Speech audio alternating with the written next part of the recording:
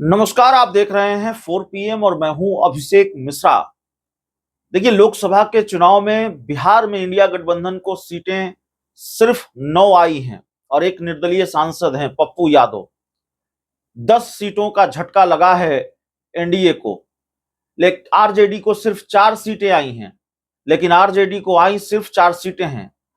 लेकिन लालू यादव का खेल सबसे बड़ा खेल रहा है और लालू यादव सबसे बड़े खिलाड़ी साबित हुए हैं 2024 के लोकसभा चुनाव में।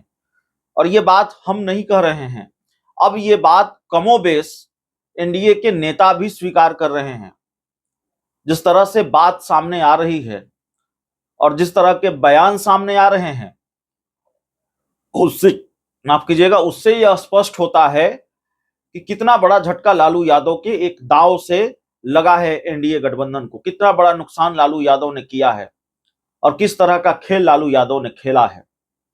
पूरे लोकसभा चुनाव के दौरान हम ये चर्चा करते रहे कि लालू यादव ने एमओआई के साथ के को जोड़ने की कोशिश की है। मुस्लिम, यादव और कुशवाहा, इस वोट बैंक को साधने की कोशिश लालू यादव ने की है। कुशवाहा वोट बैंक में सेंधमारी की कोशिश की है और लालू यादव इसमें सफल भी रहे हैं। 7 कुशवाहा उम्मीदवारों को इंडिया गठबंधन से चुनाव लड़ाया गया।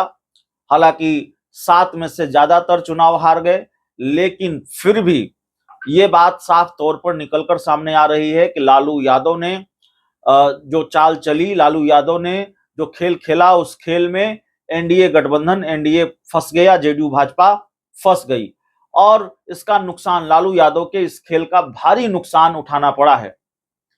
कुशवाहा जाति को साधने की कोशिश की, कुशवाहा वोटरों को साधने की कोशिश की, कई कुशवाहा उम्मीदवारों को टिकट दिए लालू यादव ने, इंडिया गठबंधन के दूसरे दलों से टिकट दिलवाए और लालू यादव के इस खेल का असर ये रहा कि सम्राट चौधरी जो कुशवाहा जाति से आते हैं, भारतीय जनता पार्टी के प्रदेश अध्यक्ष भी हैं, उपेंद्र कुशवाहा जो कुशवाहा जाति के बड़े नेता हैं, नीतीश कुमार जिनका आधार वोट बैंक माना जाता है, लेकिन तीनों की चमक दमक फीकी रही, तीनों का जादू नहीं चला। न सम्राट चौधरी का जादू चला, न उपेंद्र कुशवाहा का जादू चला, न ही नीतीश कुमार का जादू चला, और जादू चला तो केवल लालू यादव का जादू चला।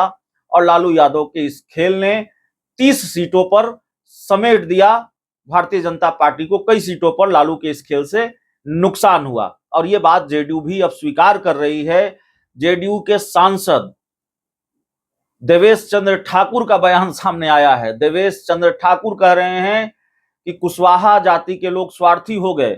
लालू यादव ने 7 उम्मीदवारों को टिकट दे दिया तो आप उनके पास चले गए, आपने उनका साथ दे दिया, आपने मोदी का साथ नहीं दिया, नीतीश का साथ नहीं दिया।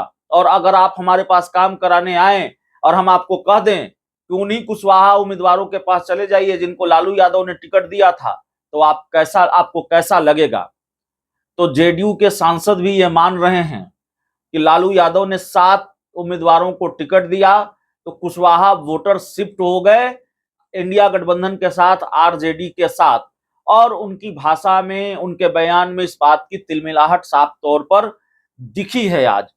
दूसरी तरफ भारतीय जनता पार्टी की बैठक होती है तो वहां ये चर्चा होती है कि कुशवाहा, मतलब जेडीयू के वोटरों ने साथ नहीं दिया, कुशवाहा वोटर साथ नहीं दिखे, वो महागठबंधन के साथ चले गए। तो जाहिर तौर पर भारतीय जनता पार्टी के अंदर से भी यह आवाज उठ रही है और जेडीयू के अंदर से भी यह आवाज उठ रही है कि कुशवाहा वोटर लालू के साथ चले गए, इंडिया गठबंधन का साथ कुशवाहा वोटरों ने दिया है।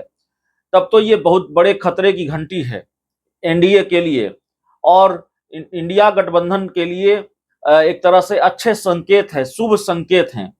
एनडीए को लोकसभा चुनाव में बहुत बड़ा नुकसान नहीं हुआ हो, 10 सीटों का सिर्फ नुकसान हुआ है, लेकिन आने वाले विधानसभा चुनाव में ऐसा लगता है कि भारी भरकम नुकसान हो जाएगा। और कुशवाहा वोटर अगर लालू यादव के साथ शिफ्ट हो गए हैं तो इसका भयंकर खामियाजा बीजेपी जेडीयू को भुगतना पड़ेगा, एनडीए को भुगतना पड़ेगा।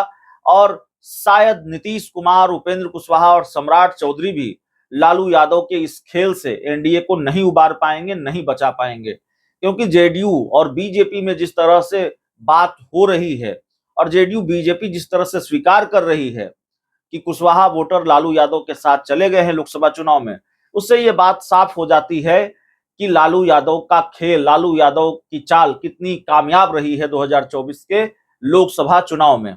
फिलहाल इस रिपोर्ट में इतना ही। बहुत बहुत धन्यवाद।